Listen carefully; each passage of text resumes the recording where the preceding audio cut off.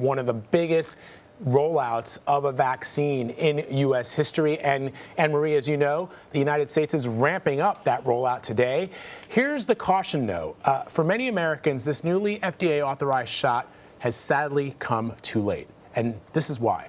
More than 300,000 people nationwide have died from the coronavirus. And the number of patients requiring intensive care is up 80% from just a month ago.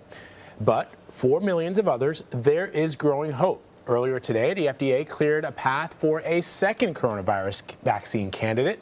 The agency said Moderna's vaccine had a, quote, favorable safety profile and did not raise any new concerns. Now, that vaccine could be authorized as soon as this week. The news comes, of course, as hospitals prepare to vaccinate their frontline workers today. David Begnaud is at UC Davis Medical Center in Sacramento with more on how vaccines are being distributed there today. You know, I've referred to this as the Super Bowl of medicine, but not everybody gets to play on day one. So you have to have a second day of the game. And that's what's happening today. Hospitals around the country, including UC Davis, will be the second to get their shipment. It should be arriving this morning. And when it does, it will be frozen. So you have to reconstitute. That's what it's called. Mary Rose is an RN here at UC Davis Medical Center. She's going to show us what reconstitute means. She's taking saline out of a bottle, and then she's injecting it into what will be the vial of the vaccine. Once the saline is mixed with the vaccine, you mix it up and you're ready to go. It's that simple, and that is what's happening at hospital institutions around the country. Okay, little poke, 1, 2, 3. These were the shots seen across America, from the first nurse in Queens, New York, to California. Frontline workers are leading the way yet again, receiving doses of Pfizer's coronavirus vaccine. Dr. Militia Cumberland was the first person vaccinated at her hospital in Connecticut. Do you have any symptoms after the shot? No, outside of some regular, when you get a shot, you have that soreness in your arm. That's it, nothing else. Dr. Cumberland says she's aware of the public's concerns and admits she was also a little hesitant at one point. I'm proud of myself for doing it. Proud of yourself, why? Because I was selfless.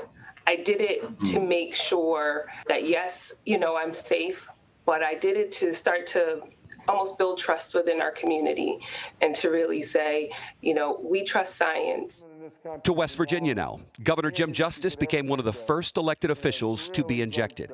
He said he wanted to build public confidence in its safety. 141 sites received shipments on Monday, and the government plans to deliver 2.9 million doses to 636 locations this week. Now, U.S. leaders want to vaccinate about 50 million people by February. Reaching that number will also depend on the FDA's approval of the Moderna vaccine, which could be available for distribution as early as next week. We have enough vaccines already purchased to ensure we can meet our goal of vaccinating every American who wants it by the end of the second quarter of 2021. Back to Dr. Cumberland. She says she could not be more proud to be a part of this historic moment.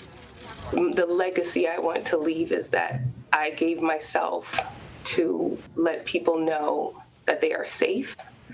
I gave myself so that someone else is healed, cured, and they find peace of mind.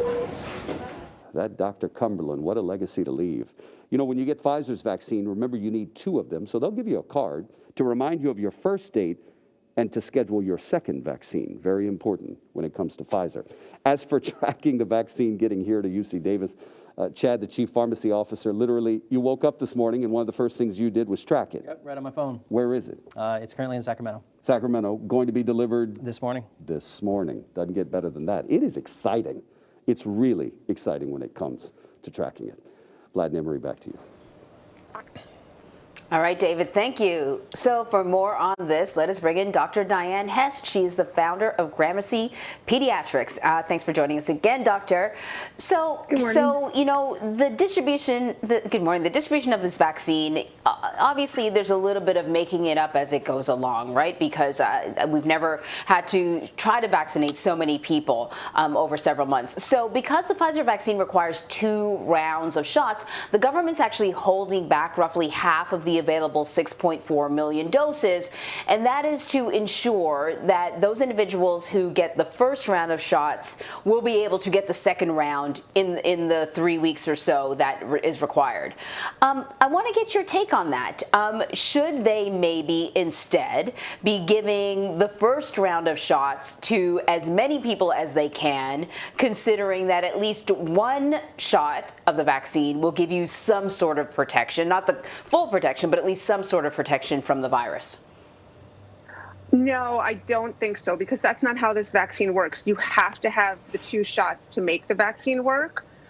So the studies weren't done on just one vaccine. We don't know what the immunity would be and what it would confer. And I compare it to the flu vaccine. When we give babies or any child under age 7 the flu vaccine for the first time, they have to get 2 doses within a month in the first year, or else that flu vaccine does not count. So, this is what the science is. It's 2 vaccines. They have to hold it back, and they have to make sure, that's going to be the hardest part, getting everybody back in 3 to 4 weeks, depending on which vaccine they get, to get the second round.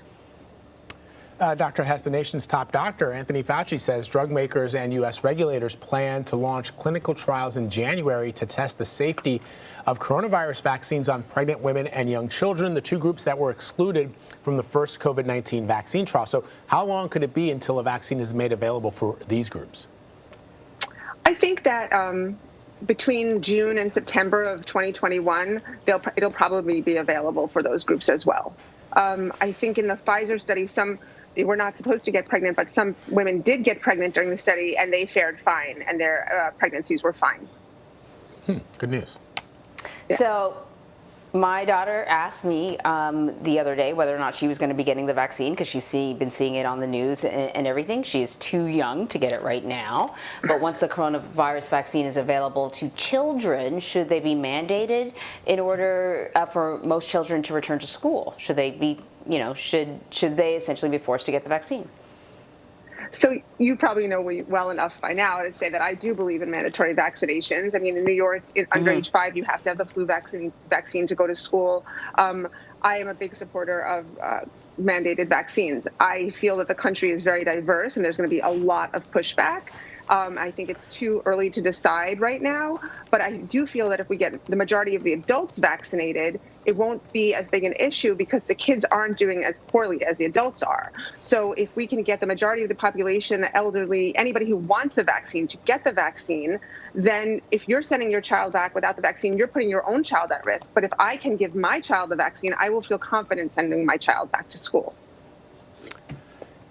Dr. Hes, a new Kids Count policy report has found that children's well-being has been steadily improving after the Great Recession, but that improvement began to halt even before the coronavirus pandemic. The COVID-19 pandemic, as you know, has left millions of families struggling due to lack of health insurance, remote learning, and economic stability.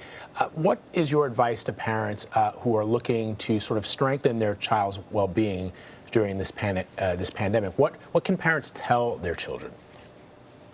I mean, I think that if it's, you have to reassure them that there's hope, that this is going to be over. I mean, time is a very hard concept for children. I mean, they don't know the time of day, how long a day lasts, let alone, oh, don't worry, it'll be over in 6 months.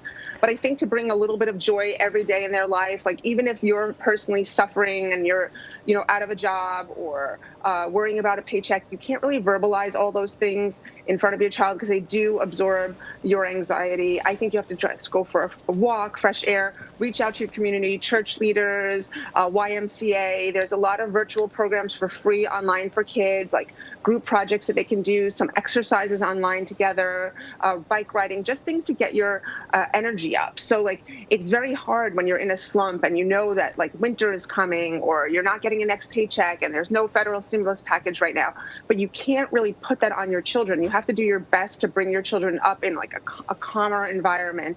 And check out your resources. Where can I go to get extra food? Or, where is there a church that's giving out lunch today? Or what can we do for Christmas? Where can I get my kid a toy? Or they're giving a toy for free that I can get it for them. I mean, the one thing that's great about a crisis, it brings out the best in people. And I know that my kids' schools are doing amazing projects of raising, money and gifts and toys for kids, and they're donating everything this week. So I think you really have to turn to your community, turn to your neighbors, ask for help.